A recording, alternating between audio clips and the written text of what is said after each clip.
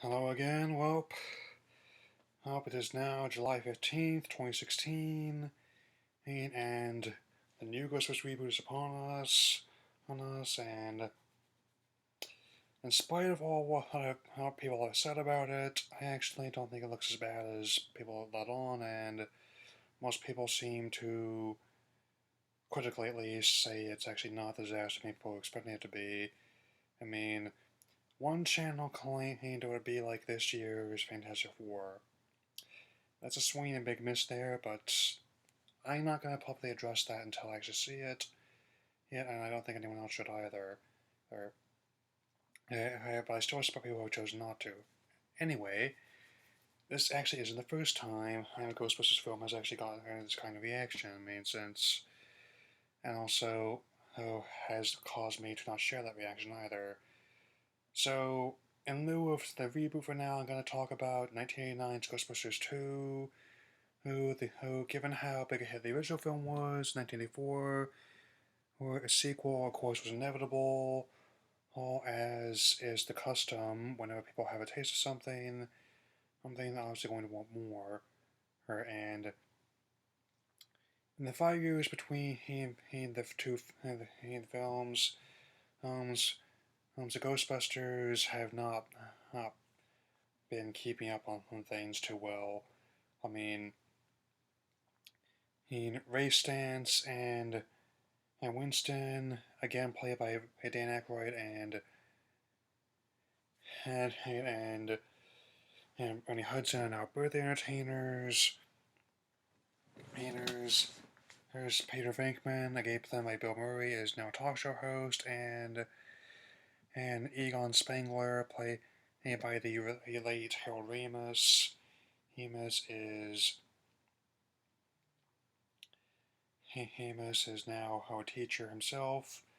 Then, when this pink slime connected to an ancient being known as Rico Carpathian began surfacing New York City, then causing adverse effects on its citizens, with a number in the millions. They had to investigate and reunite. And even though there's definitely feeling familiarity over the plot elements, I would suggest, as to have all things considered, I actually did try to give people a sequel that they'd enjoy as much as the first one, even if I had to borrow those elements from the first one as well. That given how, and all things considered, the cast still has really good chemistry here together, when you see them on screen, and you could definitely can get a feel for that, especially knowing the fact that Harry is no longer with us, as having passed on in 2014. And age 69.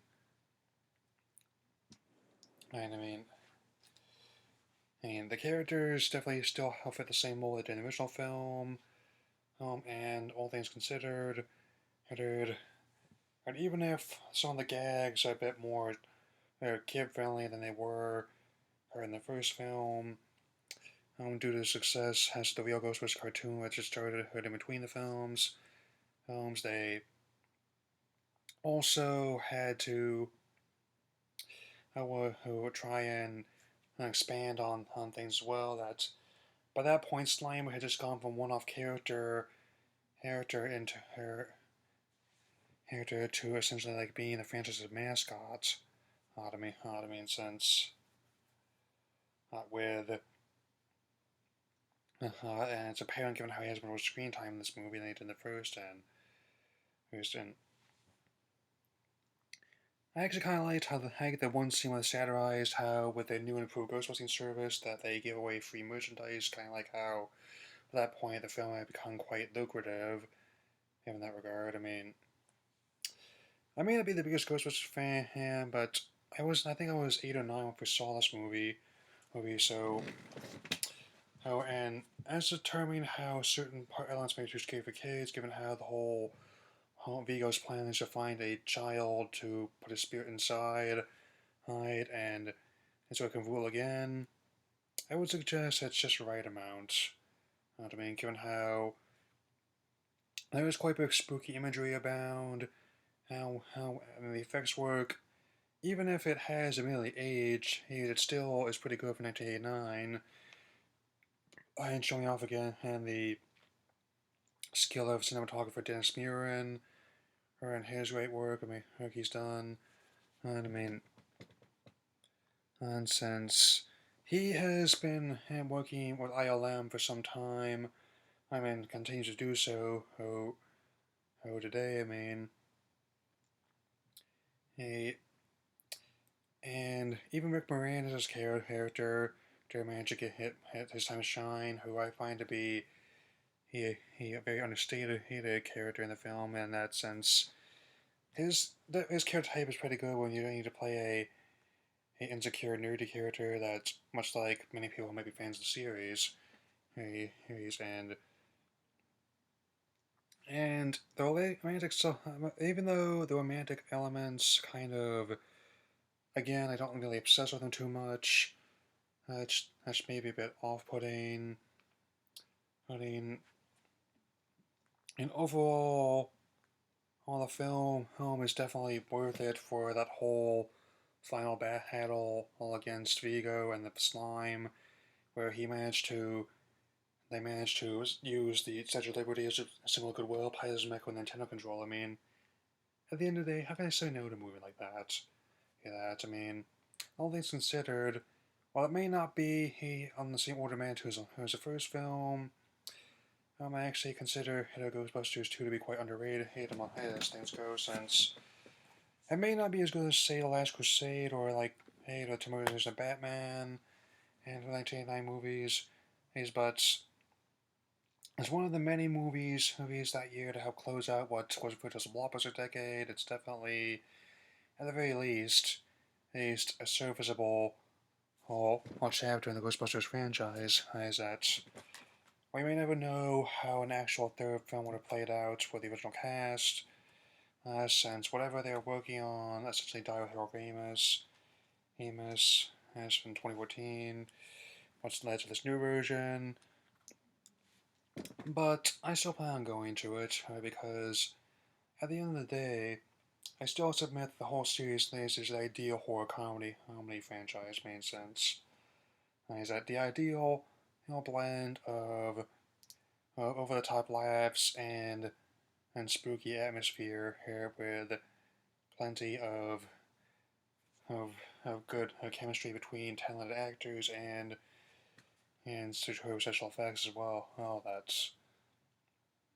I mean, if it works in 1989, then it'll definitely work in 2016, and it remains to be seen how this new one will be remembered, especially since Secret Life of Pets is also going to be a challenge to comes across as well, given how we also have Star Trek, Beyond, Jason Bourne Suicide Squad on the wings as well. Well, and and of course, I've definitely seen this movie quite a bit, as much as the first one, and all things considered, I definitely think the age we're living in right now, we kind of need a team of Ghostbusters to deal with things because of how real life can often be frightening enough, and that's and when the situation happens, who are you gonna call? So I definitely give this film a solid 3 out of 4, and definitely will be looking forward to seeing how people react to it, even if some of the criticisms are justified, and if that's what they choose, we can at least get some good looks at from other people on Channel Awesome, as well as maybe regular media. I mean, I can see them doing this for the half in the bag, so if not just outright blanket review. So anyway, that's about all for now.